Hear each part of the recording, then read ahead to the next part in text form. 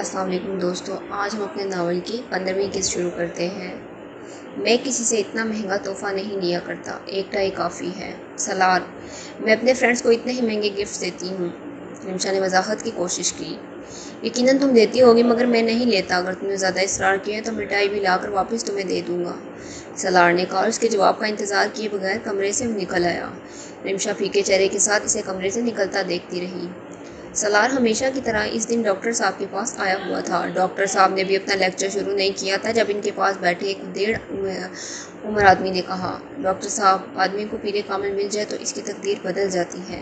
سالار نے گردن موڑ کر اس شخص کو دیکھا۔ وہ وہاں چند دن پہلے سے آ رہا تھا۔ اس کی نسلیں سنور جاتی ہیں۔ میں جب سے آپ کے پاس آنے لگا ہوں، مجھے لگتا ہے میں ہدایت پا گیا ہوں۔ میرے الٹے کام سیدھے ہونے لگے۔ میرا دل کہتا ہے مجھے پیر کامل مل گیا ہے۔ میں آپ کے ہاتھوں پر بیعت کرنا چاہتا ہوں۔ وہ بڑی عقیدت مندی سے ڈاکٹر صاحب کا ہاتھ پکڑے ہوئے کہنے لگا۔ کمرے میں مکمل خاموشی چھا گئی تھی۔ ڈاکٹر صاحب نے نرمی سے اس شخص کے ہاتھ پر تھپکی دیتے ہوئے اپنا ہاتھ چھڑا لیا۔ تقی صاحب، میں نے زندگی میں آج تک کسی سے بیعت نہیں لی۔ آپ کے منہ سے پیر کامل کا ذکر سنا۔ پیر کامل کون ہوتا ہے؟ پیر کامل کسے کہتے ہیں؟ وہ کیا کرتا ہے؟ اس کی ضرورت کیوں ہوتی ہے؟ وہ بڑی سنجیدگی سے اس شخص سے پوچھ رہے تھے۔ آپ پیر کامل ہیں؟ اس شخص نے کہا۔ نہیں، میں پیر کامل نہیں ہوں۔ ڈاکٹر سبطِ علی نے کہا۔ آپ سے مجھے ہدایت ملتی ہے۔ اس شخص نے اصرار کیا۔ ہدایت استاد بھی دیتا ہے، ماں باپ بھی دیتے ہیں، لیڈرز بھی دیتے ہیں، دوست احباب بھی دیتے ہیں۔ کیا وہ پیر کامل ہو جاتے ہیں؟ آپ گناہ نہیں کرتے؟ وہ آدمی گڑبڑایا۔ ہاں، دانستہ طور پر نہیں کرتا۔ اس لیے نہیں کرتا کیونکہ گناہ سے مجھے خوف آتا ہے۔ یہاں پر بیٹھے بہت سے لوگ دانستہ طور پر گناہ نہیں کرتے ہوں گے کیونکہ میری طرح انہیں بھی گناہ سے خوف آتا ہوگا، مگر دانستگی میں مجھ سے کیا سرزد ہو جاتا ہے اسے میں نہیں جانتا۔ ہو سکتا ہے دانستگی میں مجھ سے بھی کئی گناہ سرزد ہو جاتے ہیں، انہوں نے مسکراتے ہوئے کہا۔ آپ کی دعا قبول ہوتی ہے۔ وہ آدمی اپنے موقف سے ہٹنے کے لیے تیار نہیں تھا۔ دعا تو ماں باپ کی بھی قبول ہوتی ہے، مجبور اور مظلوم کی بھی قبول ہوتی ہے، اور وہ بھی بہت سے لوگوں کی قبول ہوتی ہے، لیکن آپ کی تو ہر دعا قبول ہو جاتی ہے، اس نے اصرار کیا۔ ڈاکٹر سبطِ علی نے انکار میں سر ہلا دیا۔ نہیں، ہر دعا تو قبول نہیں ہوتی۔ میں کئی سالوں سے ہر روز مسلمانوں کی نشاط ثانیہ کی دعا کرتا ہوں، ابھی تک تو قبول نہیں ہوئی۔ ہر روز میری کی جانے والی کئی دعائیں قبول بھی نہیں ہوتی، لیکن آپ کے پاس جو شخص دعا کروانے کے لیے آتا ہے، اس کے لیے آپ کی دعا ضرور قبول ہو جاتی ہے۔ ڈاکٹر صاحب کی مسکراہٹ اور گہری ہو گئی۔ آپ کے لیے کی جانے والی دعا قبول ہو گئی ہوگی۔ یہاں بہت سے ایسے ہیں جن کے لیے میری دعا قبول نہیں ہوتی یا نہیں ہوئی۔ وہ اب کچھ بول نہیں سکا۔ آپ میں سے اگر کوئی بتا سکے کہ پیر کامل کون ہوتا ہے؟ وہاں موجود لوگ ایک دوسرے کو دیکھنے لگے۔ پھر ایک نے کہا، پیر کامل نیک شخص ہوتا ہے، عبادت گزار شخص، پارسا آدمی۔ ڈاکٹر سبطِ علی نے سر ہلایا۔ بہت سے لوگ نیک ہوتے ہیں، عبادت گزار ہوتے ہیں، پارسا ہوتے ہیں۔ آپ کے ارد گرد ایسے بہت سے لوگ ہوتے ہیں، تو کیا وہ سب پیر کامل ہوتے ہیں؟ نہیں، پیر کامل وہ آدمی ہوتا ہے جو دکھاوے کے لیے عبادت نہیں کرتا، دل سے عبادت کرتا ہے صرف اللہ کے لیے۔ اس کی نیکی اور پارسائی ڈھونگ نہیں ہوتی۔ ایک اور شخص نے اپنی رائے دی۔ اپنے حلقہ احباب میں آپ میں سے ہر ایک کسی نہ کسی ایک شخص کو ضرور جانتا ہوگا جس کی عبادت کے لیے اسے یہ شبہ نہیں ہوتا کہ وہ ڈھونگ ہے، جس کی نیکی اور پارسائی کا بھی آپ کو یقین ہوتا ہے۔ کیا وہ شخص پیر کامل ہے؟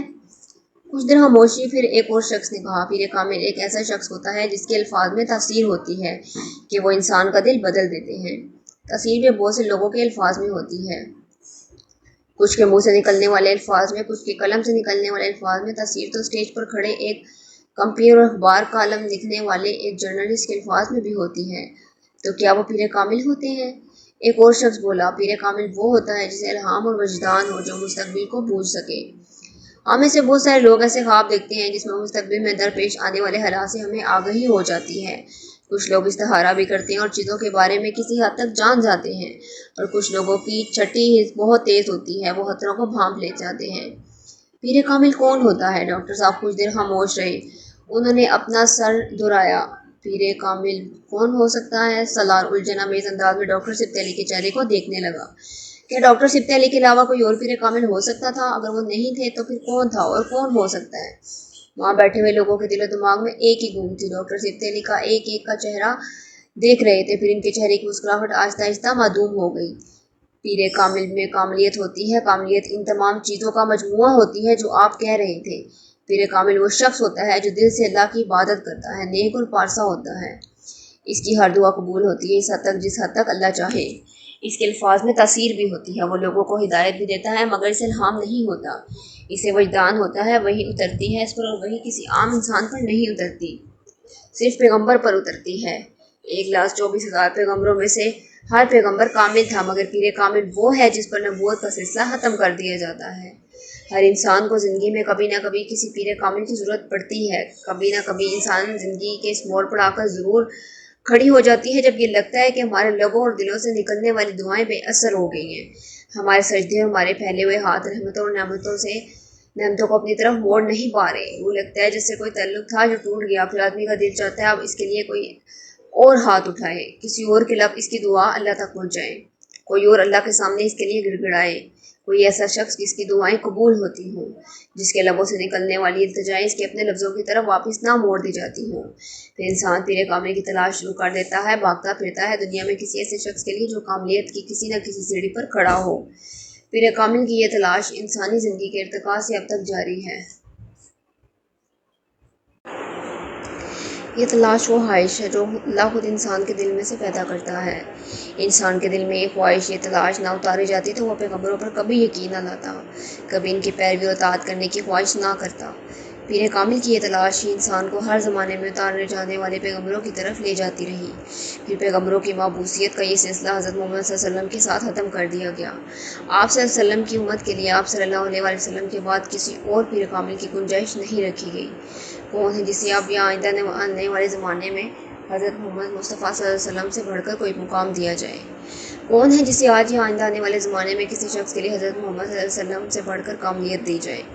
کون ہے جو آج یا آئندہ آنے والے زمانے میں کسی شخص کے لیے حضرت محمد صلی اللہ علیہ وسلم سے بڑھ کر شفاعت کا دعویٰ کر سکے؟ جامد اور مستقبل خاموشی کی صورت میں آنے والا نفی میں یہ جواب ہم میں سے صرف ایک سوال کرتا ہے۔ پیر کامل صلی اللہ علیہ وسلم کو چھوڑ کر ہم دنیا میں کسی وجود کو کھوجنے نکل کھڑے۔ پیر کامل صلی اللہ علیہ وسلم کے بیعت شدہ ہوتے ہوئے ہمیں دوسرے کسی شخص کی بیعت کی ضرورت رہ گئی ہے؟ پیر کامل کے راستے پر چلنے کے بجائے میں دوسرا کون سا راستہ اپنی طرف کھینچ رہا ہے؟ کیا مسلمان کے لیے ایک اللہ اور ایک رسول، ایک قرآن صلی اللہ علیہ وسلم اور ان کی سنت کافی نہیں؟ اللہ اور اس کے رسول صلی اللہ علیہ وسلم اور اس کی کتاب کے علاوہ کون سا شخص، کون سا کلام ہے جو ہمیں دنیا اور حد کی تکلیفوں سے بچا سکے گا، جو ہماری دعاؤں کی قبولیت بخشے اور جو ہم پر رحمتیں نازل کر سکے؟ کون پیر کامل کا فرقہ بنا سکتا ہے؟ نہیں بتا سکتا ہے۔ ڈاکٹر سبط علی کہہ رہے تھے، وہ صرف مسلمان تھے، وہ مسلمان جو کہ یقین رکھتے تھے کہ اگر وہ صراط مستقیم پر چلیں گے تو وہ جنت میں جائیں گے، اس راستے سے ہٹیں گے تو اللہ کے عذاب کا نشانہ بنیں گے۔ اور صراط مستقیم وہ راستہ ہے جو اللہ اپنے پیغمبر صلی اللہ علیہ وسلم کے ذریعے قرآن پاک میں بتاتا ہے۔ صاف دو ٹوک اور واضح الفاظ میں وہ کام کریں جس کا حکم اللہ اپنے رسول صلی اللہ علیہ وسلم کے ذریعے بتاتا ہے، اور اس کام سے رک جائیں جس سے منع کیا جاتا ہے۔ اللہ، حضرت محمد صلی اللہ علیہ وسلم اور قرآن کسی بات میں کوئی ابہام نہیں رکھتے۔ قرآن کو کھولیے، اگر میں کہیں دو ٹوک اور غیر مبہم الفاظ میں کسی دوسرے پیر کامل یا پیغمبر کا ذکر ملے تو اس کی تلاش کرتے رہیے، اور اگر ایسا کچھ نظر نہیں آتا تو پھر صرف خود خوف کھائیے کہ آپ اپنے پیروں کو کس دلدل میں لیے جا رہے ہیں، اپنے 50-60 سالہ زندگی میں کو کس طرح اپنی ابدی زندگی کی تباہی کے لیے استعمال کر رہے ہیں، کس طرح سارے کا سودا کر رہے ہیں۔ ہدایت کی تلاش ہے، قرآن کھولیے۔ کیا ہے وہ جو آپ کو نہیں بتا دیتا؟ وہ آپ کو معصوم، انجان اور بے خبر نہیں رہنے دیتا، آپ کا اصل آپ کے منہ پر دے مارتا ہے۔ کیا اللہ انسان کو نہیں جانتا ہوگا، اس مخلوق کو جو اس کے اربوں خربوں تخلیقات میں سے ایک ہے؟ دعا قبول نہیں ہوتی تو آسرے اور وسیلے تلاش کرنے کے بجائے صرف ہاتھ اٹھا لیجئے۔ اللہ سے خود مانگے، دے دے تو شکر ادا کریں، نہ دے تو صبر، مگر ہاتھ آپ خود ہی اٹھائیں۔ زندگی کا کرینہ اور سلیقہ نہیں آ رہا تو اسوائے حسنہ صلی اللہ علیہ وسلم کی طرف چلے جائیں، سب کچھ مل جائے گا آپ کو۔ احترام ہر ایک کا کریں، ہر ولی کا، ہر مومن کا، ہر بزرگ کا، ہر شہید کا، ہر صالح کا، ہر پارسا کا، مگر اپنی زندگیوں میں ہدایت اور رہنمائی صرف حضرت محمد صلی اللہ علیہ وسلم سے لیں، کیونکہ انہوں نے آپ تک اپنے ذاتی احکامات نہیں پہنچائے۔ جو کچھ بتایا وہ اللہ کا نازل کردہ ہے۔ ڈاکٹر سبط علی کون ہیں، کیا ہیں، کون جانتا ہے اسے؟ آپ کے علاوہ چند سو لوگ، چند ہزار لوگ، مگر جس پیر کامل صلی اللہ علیہ وسلم کی بات کر رہا ہوں انہیں تو 1 ارب کے قریب لوگ اپنا روحانی پیشوا مانتے ہیں۔ میں تو وہی کچھ کہتا دہراتا پھرتا ہوں جو 1400 سال پہلے حضرت محمد صلی اللہ علیہ وسلم فرما چکے ہیں۔ کیا نئی بات کہی میں نے؟ ڈاکٹر سبط علی خاموش ہو گئے۔ کمرے میں موجود ہر شخص پہلے ہی خاموش تھا۔ انہوں نے وہاں بیٹھے ہر شخص کو جیسے آئینہ دکھا دیا تھا، اور آئینے میں نظر آنے والا عکس کسی کو ہولا رہا تھا، کسی کو لرزا رہا تھا۔ وہاں سے باہر آ کر سالار بہت دیر تک اپنی گاڑی کی سیٹ پر چپ چاپ بیٹھا رہا، اس کی آنکھوں پر بند آخری پٹی بھی آج کھول دی گئی تھی۔ کئی سال پہلے جب امامہ ہاشم سوچے سمجھے بغیر گھر سے نکل پڑی تھی تو وہ اس لگن کو سمجھ نہیں پایا اس کے نزدیک وہ حماقت تھی. بعد میں اس نے اپنے خیالات میں ترمیم کاری تھی. اسے یقین آ گیا تھا کہ کوئی بھی واقعی نبی صلی اللہ علیہ وسلم کی محبت میں اس حد تک گرفتار ہو سکتا ہے کہ سب کچھ چھوڑ دے. اس نے اسلام کے بارے میں جاننا شروع کیا تو اسے پتہ چلا صحابہ کرام رضی اللہ عنہ بھی اسی طرح کی قربانیاں دیا کرتے تھے. حضرت بلال رضی اللہ عنہ سے حضرت اویس کرنی رضی اللہ عنہ تک ان گنت لوگ تھے اور ہر زمانے میں تھے. سلار سکندر نے اقرار کر لیا تھا کہ پیغمبر صلی اللہ علیہ وآلہ وسلم کی محبت میں اتنی طاقت تھی کہ وہ کسی کو بھی چھوڑنے پر مجبور کر دیتی تھی. اس نے کبھی اس محبت کا تجزیہ کرنے کی کوشش نہیں کی تھی اور آج وہاں بیٹھا پہلی بار یہ کام کر رہا تھا. یہ صرف پیغمبر صلی اللہ علیہ وسلم کی محبت نہیں تھی جس نے ماما ہاشم کو گھر چھوڑنے پر مجبور کر دیا تھا. وہ صراط مستقیم کو دیکھ کر اس طرف چلی گئی تھی, اس صراط مستقیم کی طرف جسے وہ زمانے میں اندھوں کی طرح ڈھونڈتا پھرتا رہا تھا. تو صحابہ کرام رضی اللہ عنہ بھی اسی صراط مستقیم کی طرف چلے جاتے تھے. ماما ہاشم نے کئی سال پہلے پیر کامل صلی اللہ علیہ وسلم کو پا لیا تھا. وہ بے خوفی سی ہدایت اور رہنمائی کی عطا کردہ تھی جو اسے حضرت محمد صلی اللہ علیہ وسلم کی محبت سے ملی تھی. وہ آج تک پیر کامل صلی اللہ علیہ وسلم کو ہوشناہت نہیں کر پایا تھا اور ماما ہاشم نے ہر کام خود کیا. شناخت سے اطاعت کی. اس کو سلار سکندر کی طرح دوسروں کے کندھوں کی ضرورت نہیں پڑی. سلار سکندر نے پچھلے 8 سالوں میں ماما ہاشم کے ہر جذبہ محسوس کیا تھا, حقارت, تضحیک, پچھتاوا, نفرت, محبت, سب کچھ. مگر آج وہاں بیٹھے پہلی بار سے ماما ہاشم سے حسد ہو رہا تھا. تھی کیا وہ ایک عورت, ذرا سی عورت, آسمان کی حور نہیں تھی. سلار سکندر جیسے آدمی کے سامنے کیا اوقات تھی اس کی؟ کیا میرے جیسا آئی کیو تھا اس کا؟ کیا میرے جیسی کامیابیاں تھی اس کی؟ کیا میرے جیسا کام کر سکتی تھی وہ؟ کیا میرے جیسا نام کما سکتی تھی وہ؟ کچھ بھی نہیں تھی وہ. اس کو سب کچھ پلیٹ پہ رکھ کر دیا اور میں جس کا آئی کیو لیول 150 پلس ہے مجھے سامنے کی چیزیں دیکھنے کے قابل نہیں رہا. وہ اب آنکھوں میں نمی لیے اندھیر میں ونڈ سکرین سے باہر دیکھنے میں بڑبڑا رہا تھا. مجھے بس اس قابل کر دیا کہ باہر نکلوں اور دنیا فتح کر لوں. وہ دنیا جس کی کوئی وقت ہی نہیں ہے. اور وہ رک گیا. اسے ماما پر غصہ آ رہا تھا. 8 سال پہلے کا وقت ہوتا تو وہ اسے بچ کہتا تھا. وہ ماما پر غصہ آنے پر یہی کہا کرتا تھا, مگر 8 سال کے بعد آج اس زبان سے اس کے لیے گالی نہیں لا سکتا تھا. وہ ماما ہاشم کے لیے کوئی برا لفظ نکالنے کی جرات نہیں کر سکتا تھا. صراط مستقیم پر خود سے پہلے بہت سے آگے کھڑی عورت کے لیے کون زبان سے برا الفاظ نکال سکتا تھا؟ اپنے گلاسز اتار کر اس نے اپنی آنکھیں مستی. اس کے اندر انداز میں شکست خوردگی تھی. پیر کامل صلی اللہ علیہ وسلم صراط مستقیم 8 سال لگے تھے مگر تلاش ختم ہو گئی تھی. جواب مل چکا تھا. وہ دونوں ایک ریسٹورینٹ میں بیٹھے ہوئے تھے. رمشا آج خاص طور پر تیار ہو کر آئی ہوئی تھی. وہ خوش تھی اور کوئی بھی اس کے چہرے سے اس کی خوشی کا اندازہ نہیں لگا سکتا تھا. سلار بھی ویٹر سے مینیو کارڈ لے کر سلار نے بند کر کے ٹیبل پر رکھ دیا. رمشا نے حیرانی سے اس کو دیکھا. اپنا کارڈ کھولے ہوئے تھی. لنچ میری طرف سے ہے مگر مینیو آپ طے کریں, سلار نے مدھم مسکراہٹ کے ساتھ کہا. اوکے. رمشا بے اختیار مسکرائی اور پھر وہ مینیو کارڈ پر نظر دوڑانے لگی اور سلار کو جوار میں رمشا نے ویٹر کو کچھ ڈشز نوٹ کروائی. جب ویٹر چلا گیا تو اس نے سلار سے کہا, تمہاری طرف سے لنچ کی یہ دعوت بہت بڑا سرپرائز ہے میرے لیے. پہلے تو تم نے کبھی ایسی دعوت نہیں دی بلکہ میری دعوت بھی رد کرتے رہے. ہاں لیکن اب ہم دونوں کے لیے کچھ باتیں کرنا ضروری ہو گیا ہے. مجھے اس لیے تمہیں یہاں بلانا پڑا, سلار نے کہا. رمشا نے گہری نظروں سے اسے دیکھا. کچھ باتیں؟ کون سی باتیں؟ پہلے لنچ کر لیں اس کے بعد کریں گے, سلار نے اسے ٹالتے ہوئے کہا. مگر لنچ آنے اور کھانے میں کافی وقت لگے گا. کہ یہ بہتر نہیں ہے کہ ہم وہ باتیں بھی کر لیں؟ رمشا نے قدرے بے سے کہا. نہیں یہ بہتر نہیں ہے, لنچ کے بعد, سلار نے مسکراتے ہوئے مگر حتمی انداز میں کہا. رمشا نے اس بار اصرار نہیں کیا. وہ دونوں ہلکی پھلکی گفتگو کرنے لگے. پھر لنچ آ گیا. وہ دونوں لنچ میں مصروف ہو گئے. لنچ سے فارغ ہونے میں تقریباً پونا گھنٹہ لگا. پھر سلار نے ویٹر سے کافی منگوا لی. میرا خیال ہے 5 شروع کرنی چاہیے, رمشا نے کافی کا پہلا گھونٹ لیتے ہوئے کہا. سلار اب وہ سنجیدہ نظر آ رہا تھا. وہ سر جھکائے اپنی کافی میں چمچ ہلا رہا تھا. رمشا کی بات پر اس نے سر اٹھا کر اسے دیکھا. میں تم سے اس کارڈ کے بارے میں بات کرنا چاہتا ہوں جو تم نے 2 دن پہلے مجھے بھیجا تھا. رمشا کا چہرہ قدرے سرخ ہو گیا. 2 دن پہلے جب شام کو اپنے فلیٹ میں پہنچا تو وہاں ایک کارڈ اور بکیز کا منتظر تھا. وہ ایک ہفتہ ہانگ کانگ میں بینک کے کسی کام کے لیے رہا تھا. اسی شام واپس آیا تھا. کارڈ رمشا کا بھیجا ہوا تھا. تمہیں دوبارہ دیکھ کر کب مجھے کتنی خوشی ہوگی اس کا اظہار ناممکن ہے. سلار کارڈ پر لکھے پیغام کو پڑھ کر چند لمحوں کے لیے ساکت رہ گئے. اس کے بدترین خدشات درست ثابت ہوئے تھے. رمشا اس کے لیے اپنے احساسات کا اظہار کر رہی تھی. سلار نے اگلے وہ 2 دن اس کارڈ کے بارے میں رمشا سے کوئی تذکرہ نہیں کیا لیکن اس کے ویکنڈ پر لنچ کی دعوت دے ڈالی. رمشا کے ساتھ اب تمام باتوں کو کلیئر کرنا ضروری ہو گیا تھا. تمہیں کارڈ برا لگا؟ رمشا نے کہا. نہیں, پیغام.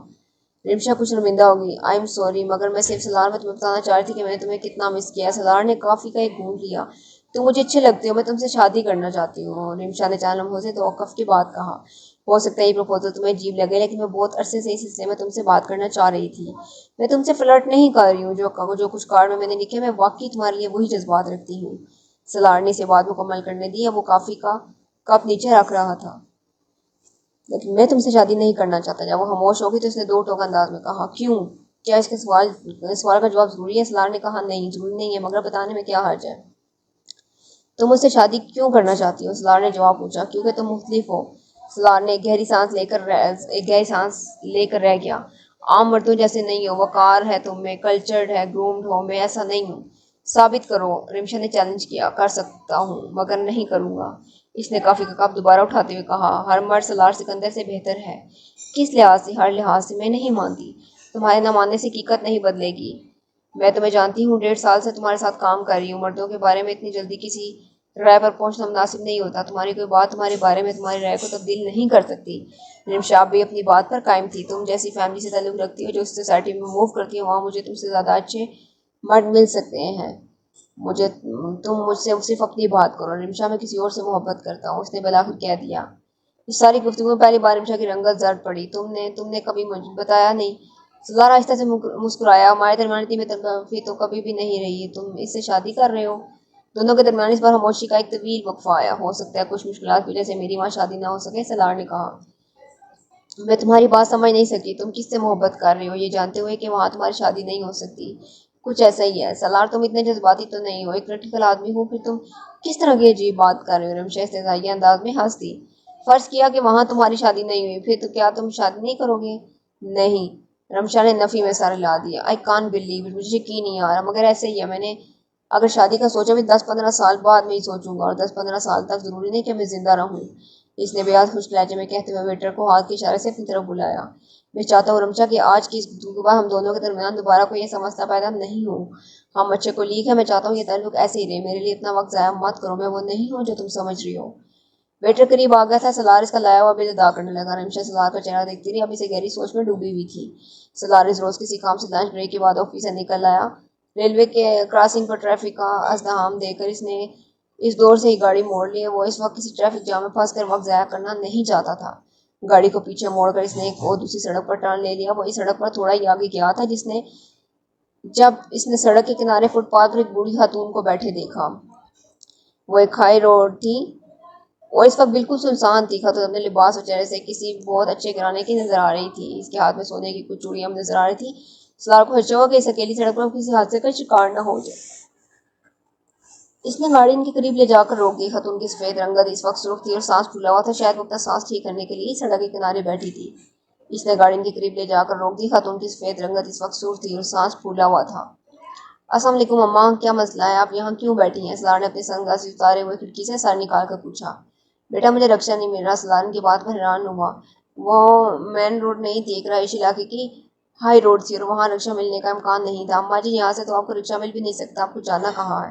نے اسے اندرون شہر کے علاقے کا نام بتایا. سلار کے لیے بالکل ممکن نہیں تھا کہ وہ انہیں وہاں چھوڑ کر آتا. آپ میرے ساتھ آ جائیں، میں آپ کو مین روڈ پر چھوڑ دیتا ہوں، وہاں سے آپ کو رکشا مل جائے گا. سلار نے پچھلے دروازے کا لاک کھولا، پھر اپنی سیٹ سے اتر گیا. پھر اماں جی سے خاصی متعامل نظر آئی. وہ ان کے اندیشوں کو پام گیا. اماں جی ڈرنے کی ضرورت نہیں ہے، میں شریف آدمی ہوں، کو نقصان نہیں پہنچاؤں گا. میں صرف آپ کی مدد کرنا چاہتا ہوں کیونکہ اس سڑک سے تو آپ کو رکشا نہیں ملے گا اور اس وقت سڑک سنسان ہے. آپ نے زیور پہنا ہوا ہے، کوئی نقصان پہنچا سکتا ہے آپ کو. سلار نے نرمی سے ان کے اندیشے دور کرنے کی کوشش کی. خاتون نے اپنی اینک درست کرتے ہوئے اپنی چوڑیوں کو دیکھا، پھر سلار سے کہا. لو یہ سارا زیور تو نکلی ہے. چلیں یہ تو بہت اچھی بات ہے، مگر کوئی بھی غلط فہمی کا شکار ہو سکتا ہے. کوئی آپ سے یہ تھوڑی پوچھے گا کہ یہ زیور اصلی ہے یا نکلی. سلار نے ان کے جھوٹ کا پردہ رکھتے ہوئے کہا. وہ اب سوچ میں پڑ گئی. سلار کو دیر ہو رہی تھی. ٹھیک ہے اماں جی، اگر مناسب نہیں تو اس نے واپس اپنی گاڑی کی طرف قدم بڑھاتے اماں جی کو فوراً بول اٹھی. نہیں میں چلتی ہوں تمہارے ساتھ، پہلے ہی ٹانگیں ٹوٹ رہی ہیں چل چل کے. وہ ٹانگوں پر زور دیتے ہوئے اٹھنے کی کوشش کرنے لگی. سلار نے ان کا بازو پکڑ کر انہیں اٹھایا، پچھلی سیٹ کا دروازہ کھول کر دیا اور انہیں اندر بٹھا دیا. ہائی روڈ کو تیزی سے اس کے آ کر کے وہ مین روڈ پر آ گیا. وہ کسی خالہ رکشا کی تلاش میں تھا مگر اسے رکشا نظر نہیں آیا. وہ اس طرح گاڑی چلاتے تھے کسی خالہ رکشے کی طرف ٹریفک میں نظریں دوڑانے لگا. نام کیا ہے بیٹا تمہارا؟ سلار. انہوں نے جیسے تصدیق چاہیے اور باختیار مسکرایا. زندگی میں پہلی بار اس نے اپنے نام کو بگڑتے سنا تھا. تصدیق کا کوئی فائدہ نہیں تھا. وہ پنجابی خاتون تھی، ان سے وہ مشکل اردو میں بات کر رہی تھی. جی سلار نے تصدیق کی. یہ کیا نام ہے؟ مطلب کیا ہے اس کا؟ انہوں نے ایک دم دلچسپی لی. سلار نے اپنے نام کا مطلب اس پر پنجابی میں سمجھایا. اماں جی اس کو پنجابی بولنے پر خاصی खुशी हुई या वो पंजाबी में गुफ्तगू करने लगी। सलार के नाम का मतलब पूछने के बाद उन्होंने कहा, मेरी बड़ी बहू के यहाँ बेटा हुआ है। वो हैरान हुआ, से तो नहीं थी कि नाम का मतलब जानने के बाद उनका अगला जुमला ये होगा, जी मुबारक हो। फौरी तौर पर यही सूझा इसे, है मुबारक। मैंने हासिम सर से इसकी मुबारक वसूल की। मेरी बहू का फ़ोन आया था, पूछ रही थी कि अम्मी आप नाम बताएं, मैं तुम्हारा नाम दे दूं। इसने बैक व्यू मिरर से कुछ हैरान होकर इन्हें देखा। दे दे, चले चलो, ये मसला तो हल हुआ। अम्मा जी अब तहाँ से ऐनक उतार कर अपनी बड़ी सी चादर के पल्लू से इसके शीशे साफ करने लगी। सलार को अभी तक कोई रिक्शा नजर नहीं आ रहा था। उम्र कितनी है तुम्हारी? उन्होंने गुफ्तगू का सिलसिला वही से जुड़ा जहाँ से जुड़ा था। 30 साल। शादीशुदा हो? सलार सोच में पड़ गया। वो हाँ कहना चाहता था, मगर इसका ख्याल था कि हाँ की सूरत में सवालात का सिलसिला मजीद दराज हो जाएगा, इसलिए बेहतर ये कि इनकार कर दे। इसके अंदाज़ा इस दिन की सबसे फाश गलती साबित हुआ। नहीं, शादी क्यों नहीं की? बस ऐसे ही ख्याल नहीं आया, इसने झूठ बोला। अच्छा। कुछ देर मशरी सलार दुआएं करता रहा कि इसे रिक्शा में जाए, इसे देर हो रही थी। क्या करते हो तुम? मैं बैंक में काम करता हूँ। क्या काम करते हो? सलार ने अपना खुदा बताया। इसे अंदाजा था कि अम्मा जी के ऊपर से गुजरेगा, मगर वो इस बार हक्का बक्का रह गया जब उन्होंने बड़े इत्मीनान से कहा, ये अफसर होता है ना? वो बेख्तियार हंसा। इससे ज़्यादा अच्छी वजाहत कोई और उसके काम की नहीं दे सकता था। जी अम्मा जी, अफसर होता है। वो महफूज हुआ। कितना पढ़े हो तुम? 16 जमातें। इस बार सलार ने अम्मा जी का फार्मूला इस्तेमाल करते हुए अपनी तनीम को आसान लफ्ज़ों में पेश किया। अम्मा जी का जवाब इस पर भी हैरान कुन था। ये क्या बात हुई? 16 जमातें? MBA क्या है? या MBA किया है या M इकनॉमिक्स? सलार ने बेख्तियार पलट कर अम्मा जी को देखा। अपनी अन्ना की शीशों से घूर रही थी। अम्मा जी, मैं आपको पता है MBA क्या होता है या M इकनॉमिक्स क्या होता है? वो वाकई हैरान था। लो, मुझे नहीं पता होगा, मेरे बड़े बेटे ने पहले M इकनॉमिक्स किया, इधर पाकिस्तान से फिर इंग्लैंड जाकर इसने MBA किया। वो भी बैंक में काम करते हैं, मगर इधर इंग्लैंड में। इसी का तो बेटा हुआ है। सलार ने गहरी सांस लेते हुए गर्दन वापस मोड़ के, फिर तुमने बताया नहीं क्या? सलार को फौरी तौर पर याद नहीं आया कि उन्होंने क्या पूछा था। अपनी तालीम के बारे में। मैंने MBA किया है। कहाँ से? अमेरिका से। अच्छा, माँ बाप हैं तुम्हारे? जी। कितने बहन भाई हैं? सवालात का सिलसिला दराज होता जा रहा था। 5। सलार को कोई जाए फरार नजर नहीं आ रही थी। कितनी बहनें और कितने भाई? एक बहन और 4 भाई। शादियाँ कितने भाइयों की हुई हैं? मेरे अलावा सबकी। तुम सबसे छोटे हो? नहीं, चौथे नंबर पर हूँ, एक भाई छोटा है। सलार को अब पहली बार अपने सोशल वर्क पर पछतावा होने लगा। इसकी भी शादी हो गई। जी, तो फिर तुमने शादी क्यों नहीं की? कोई मोहब्बत का चक्कर तो नहीं? इस बार सलार के पैरों के नीचे से हकीकत में जमीन खिसक गई। वो इनकी कियाफाशनासी का कायल होने लगा। मामा, अम्मा जी, रक्षा नहीं मिल रहा, आप मुझे एड्रेस बता दें, मैं उनको खुद छोड़ आता हूँ। सलार ने इनके सवाल का जवाब गोल कर दिया। देर तो इसे पहले ही हो चुकी थी और रिक्शे का भी कोई नामो निशान नहीं था। वो इस बूढ़ी खातून को कहीं सड़क पर भी खड़ा नहीं कर सकता था। अम्मा जी ने इसे पता बताया। सलार को कुछ समझ नहीं आया। एक चौक में खड़े ट्रैफिक कांस्टेबल को इसने वो पता दोहराकर मदद करने के लिए कहा। कांस्टेबल से जाकर का रास्ता समझाया। सलार ने दोबारा गाड़ी चलाना शुरू की। तो फिर तुमने मुझे बताया नहीं, कहीं मोहब्बत का चक्कर तो नहीं था? सलार का दिल चाहा कहीं डूब कर मर जाए। वो खातून अभी तक अपना सवाल नहीं भूली थी, जबकि वो सिर्फ इस सवाल के जवाब से बचने के लिए निगाह छोड़ने पर तैयार हुआ था। नहीं अम्मा जी, ऐसी कोई बात नहीं। इसने इस बार संजीदगी से कहा। अल्हम्दुलिल्लाह। वो अम्मा जी की अल्हम्दुलिल्लाह का सियाको बात समझ नहीं पाया था। इसने इनका तरद्दुद भी नहीं किया। अम्मा जी, अब इसके माँ बाप के बारे में कुरैत को मालूम हंसकर एक फरमोश कोशिश फरमा रही थी। सलार वाकई मुसीबत में फंस गया था। सबसे बड़ी गड़बड़ इस वक्त हुई जब अम्मा जी के बताए हुए इलाके में पहुंचा। इसने अम्मा जी से मुतबा गली की रहनुमाई करने के हाथ में अम्मा जी के ने कुमार इत्मीनान से कहा, अभी तो मुझे पता है कि इस इलाके में घर है, मगर पता नहीं, मुझे मालूम नहीं वो पहुंच कहाँ रह गया। अम्मा जी, तो घर कैसे पहुंचाऊं मैं आपको? पते के बगैर इस इलाके में आपको कहाँ ड्रॉप करूँ? वो अपने घर पर लिखा नंबर और नाम बताने लगी। नहीं अम्मा जी, आप मुझे गली नंबर बताएं। वो गली के नाम के बजाय निशानियां बताने लगी। हलवाई की दुकान है गली के कोने में, बहुत खुली गली है। परवेज साहब का घर भी है, जिनके बेटे ने जर्मनी में शादी की है पिछले हफ्ते। पहली बीवी इसकी इधर है। हमारे मोहल्ले में शादी की इत्तला मिलने पर बेचारे ने रो रो कर मोहल्ला सर पर उठा ली। वो निशानियां बताते बताते कहीं और निकल गई। सलार ने सड़क के किनारे गाड़ी खड़ी कर दी। अम्मा जी, आपके शोर का नाम क्या है? घर के बारे में और गली के बारे में कुछ तफसील से बताएं। इस तरह तो मैं कभी भी आपको घर नहीं पहुंचा सकूंगा, इसने तहम्मुल से काम लेते हुए कहा। मैं सईदा अम्मा के नाम से जान जाती हूँ। मैं यहाँ बेचारे 10 साल पहले फोत हो गए। इनको तो लोग भूल भाल गए। और गली का मैं तुम्हें बता रही हूँ, बहुत बड़ी गली है। 3 दिन पहले गटर के वो ढक्कन लगा कर गए हैं, बिल्कुल नए सीमेंट से जोड़ कर गए हैं। हर माह कोई ना कोई तागा ले जाता है। वहाँ बेफिक्री हो गई है। सलार ने भी इख्तियार गहरा सांस लिया। अम्मा जी, क्या मैं क्या कर लोगों से आपकी गली का पूछूं कि गटर के 2 नए ढक्कनों वाली गली? आप वहाँ की किसी ऐसी शख्स का नाम बताएं जिसे लोग जानते हैं और कदरे मारूफ हो। वो मुर्तजा साहब है जिनके बेटे मुजफ्फर की टांग टूट गई थी कल सुबह। अम्मा जी, ये कोई तारुफ नहीं होता। वो इसकी बात में बुरा मान गई। लो भला, अब क्या हर घर में टांग टूटती है किसी न किसी की? सलार चुपचाप गाड़ी से उतर गया। आसपास की दुकानों ने इसने सईदा अम्मा को बताते हुए क्वाइफ के मुताबिक गली तलाश करना शुरू की, मगर जल्द से पता चल गया कि इन निशानियों के साथ वो कम से कम आज की तारीख में घर नहीं ढूंढ सकता। मायूस होकर वापस लौटा। अम्मा जी, घर में फ़ोन है आपके? गाड़ी के अंदर घुसते हुए इसने पूछा। हाँ। सलार ने सुकून का सांस लिया। इसका नंबर बताया मुझे। सलार ने अपना नंबर मोबाइल निकालते हुए कहा, नंबर का तो मुझे नहीं पता। वो फिर दक से रह गया। फ़ोन नंबर भी नहीं पता। इसने शदीद सदमे के आलम में कहा, बेटा मैंने कौन सा कभी फ़ोन किया, मेरे बेटे खुद कर लेते हैं, रिश्तेदार भी खुद कर लेते हैं, या ज़रूरत हो तो बेटी फ़ोन मिला देती है। इधर मॉडल टाउन में किसी के पास गई थी। सलार को एकदम ख्याल आया, इधर कुछ रिश्तेदार है, मेरे पोते की मिठाई देने गई थी, उन्हें फ़खरिया बताया। सलार ने सुकून का सांस लेते हुए गाड़ी स्टार्ट की। ठीक है, उधर ही चलते हैं, वहाँ का पता बताएं। पता तो मुझे नहीं पता। सलार इस पर सदमे में कुछ देर के लिए बोल भी ना सका। तो फिर गई कैसे थी आप? फिर गई कैसे थी आप? बेटा असल में जहाँ जाना हम साई के बच्चे छोड़ कर आए थे, उनको घर का पता था। पिछले 10 साल से मुझे वही लेकर जा रहे हैं। वो छोड़ आते हैं, फिर वहाँ से बिलाल वगैरह वापस छोड़ आते हैं। असल में ये बिलाल वगैरह भी पहले मेरे मोहल्ले में ही रहते थे। यही कोई 10-12 साल पहले इधर आए, इधर गए, इसलिए मेरे पूरे मोहल्ले को उनके घर का पता है।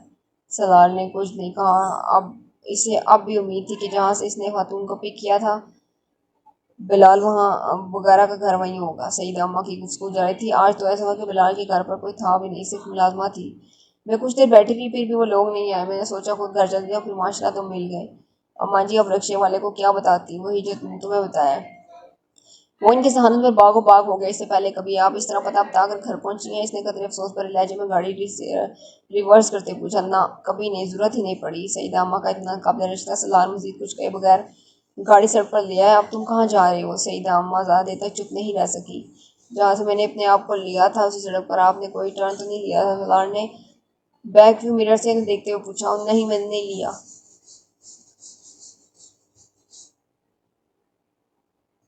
सईदा अम्मा ने कदर लहजे अंदाज में कहा। सलार ने इनके लहजे पर गौर नहीं किया। इसने इत्मीनान की सांस ली। इसका मतलब था कि कर इस सड़क पर ही क्यों है? गलियों की निस्बत कॉलोनी में घर तलाश करना आसान था, वो भी इस सूरत में जब इस वक्त एक सड़क के घर देखने पर थे। तुम सिगरेट पीते हो? खामोशी एकदम टूटी। वो गाड़ी ड्राइव करते करते चौंक गया। मैं इसने बैक मिरर में देखा। सईदा माँ की बैक मिरर भी देख रही थी। नहीं। वो सवाल कुछ को समझ नहीं सका, कोई और नशा वगैरह। वो इस पर सवाल ज़्यादा इनकी बेतकल्फी पर हैरान था। आप क्यों पूछ रही हैं? बस वैसे ही। तो आप इतना लंबा रास्ता में खामोश कैसे रहूंगी? इन्होंने अपनी मजबूरी बताई। आपको क्या लगता है मैं करता हूँ नशा कोई? सलान जवाबन से पूछा। नहीं, कहाँ, इसलिए तो मैं पूछ रही हूँ कि फिर नहीं करते। इनके अंदाज ने इस बार सलार को महफूज कर लिया। नहीं, इसने मुख्तसर कहा। वो आप सिग्नल पर रुके हुए थे, कोई गर्लफ्रेंड है? सलार को लगा सिग्नल में गलती है। इसने पलट कर सईदा को देखते हुए पूछा। आपने क्या पूछा है? मैंने कहा कोई गर्लफ्रेंड है? सईदा ने गर्लफ्रेंड पर जोर देते हुए कहा। सलार खिलखिला कर हंस पड़ा। आपको पता है गर्लफ्रेंड क्या होती है? सईबा ने इसके जवाब बुरा मान ली। क्यों भाई? दो बेटे हैं मेरे, मुझे तो नहीं पता गर्लफ्रेंड क्या होती है। जब उन्हें बाहर पढ़ने के लिए भेजा था तो कह के भेजा था मेरे शोहर ने कि गर्लफ्रेंड नहीं होनी चाहिए। फिर महीने में एक बार फोन आया था, दोनों का सिग्नल खुल गया। सलार मुस्कुराते हुए देखा और एक्सीलेटर पाँव दबा दिया। सईदा ने बात जारी रखी। मैं दोनों से कहती, कसम खा कर बताएं कि उन्हें कोई गर्लफ्रेंड बनाई कि नहीं, जब तक शादियां नहीं होंगी। हर बार फोन पर सबसे पहले दोनों कसम खाकर ये बताया करते थे मुझे। सलाम भी बाद में किया करते थे। वो फकरी अंदाज में बता रही थी। बड़े ताबेदार बच्चे हैं मेरे, दोनों ने गर्लफ्रेंड नहीं बनाई। आपने अपनी पसंद से दोनों की कई शादियां की? सलार ने पूछा। नहीं, दोनों ने इधर ही अपनी पसंद की शादियां की हैं। उन्होंने सादगी से कहा। सलार की अलग से बेहतर क्या कहा निकला। क्या हुआ? सईदा मन संजीदगी से पूछा। कुछ नहीं, आपकी बहुएं अंग्रेज है? नहीं, पाकिस्तानी है, मगर वहीं रहती है, मेरे बेटों के साथ काम करती हैं। मगर तुम हंसे क्यों? सईदा ने अपना सवाल दोहराया। कोई खास बात नहीं। सईदा कुछ देर खामोश रही। उन्होंने कहा, तो तुमने बताया नहीं कि गर्लफ्रेंड? सलार ने बात कर। नहीं है सईदा अम्मा, गर्लफ्रेंड भी नहीं है। माशाल्लाह माशाल्लाह। वही फिर इस माशाल्लाह का सियाक उस बात समझने में नाकाम रहा। घर अपना नहीं, किराए का हुक्म लाजिम घर आया। मुस्तकिल तो नहीं है, मगर सफाई वगैरह के लिए मुलाजिम रखा हुआ है जी। गाड़ी तो अपनी ही होगी? नहीं जी।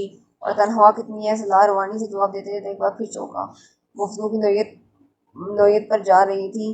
किस नोयत पर जा रही थी? फौरी तौर पर इसकी समझ में नहीं आया। सीधा माँ आप यहाँ अकेली क्यों रहती है? अपने बेटों के पास क्यों नहीं चली जाती? सलाह ने मौजूद बदला। हाँ, मेरा ये इरादा है। पहले तो मेरा दिल नहीं चाहता था, मगर अभी सोचा है कि बेटी की शादी कर लूँ, फिर बाहर चली जाऊंगी। अकेले रहते रहते तंग आ गई हूँ। सलार अभी सड़क पर आ गया था जहाँ इसने सईदा माँ को पिक किया था। मैंने आपको यहाँ से लिया था। आप बताएं इनमें से कौन सा घर है? सलार ने गाड़ी की रफ्तार आस्ता करते हुए दाएं तरफ की घरों पर नजर डाली। नंबर का नहीं पता, घर की पहचान होगी आपको? सईदा माँ घरों को देख रही थी। हाँ हाँ, घर की पहचान है। वो घर की निशानियां बताने लगी, जो इतनी भी मुबहम थी जितना इनके अपने घर का पता। वो सड़क के आखिरी सिरे पहुंच गए। सईदा वहां घर नहीं पहचान सकी। सलार बिलाल के वालिद का नाम पूछ कर गाड़ी से उतर गया और बारे बारे दोनों तरफ के घरों से सईदा के बारे में पूछने लगा। आधा घंटे के बाद वह सड़क में मौजूद था। घर में जा चुका था। मतलूबा नाम के किसी आदमी का घर वहाँ नहीं था। आपको इनका नाम ठीक से याद है? मुद्दा कार के सईदा के पास आया। ہاں لو بھلا، آپ مجھے نام ہی نہیں پتا ہوگا۔ سیدہ اماں نے برا نہ، لیکن اس نام کی کسی آدمی کا خیر یہاں نہیں ہے، نہ ہی کوئی آپ کے بارے میں جانتا ہے۔ سالار نے گاڑی کا دروازہ کھول کر اندر بیٹھتے ہوئے کہا، ہاں تو یہ 7 میل سڑک پر دیکھ لو۔ سیدہ اماں نے کچھ فاصلے پر ایک اور سڑک کی طرف اشارہ کیا، لیکن سیدہ اماں آپ نے کہا تھا کہ گاڑی سے سڑک پر ہے۔ سالار نے کہا، میں نے کب کہا تھا؟ وہ مترس ہوئی، میں نے آپ سے پوچھا تھا کہ آپ نے ٹرن تو نہیں لیا؟ آپ نے کہا نہیں۔ سالار نے نہیں یاد کرایا۔